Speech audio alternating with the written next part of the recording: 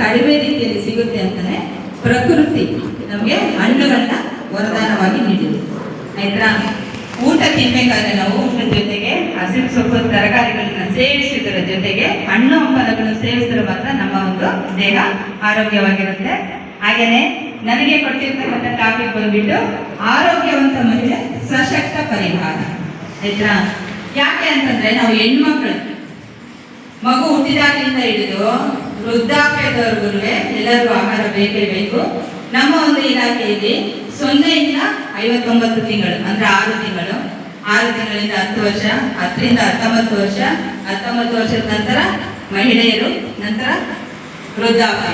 ಈಗ ನಡೀತಾ ಇದ್ರೆ ಕಾಲಚಕ್ರ ಹೆಣ್ಣು ಮಕ್ಕಳಿಗೆ ಅದರಲ್ಲೂ ಅವಶ್ಯಕ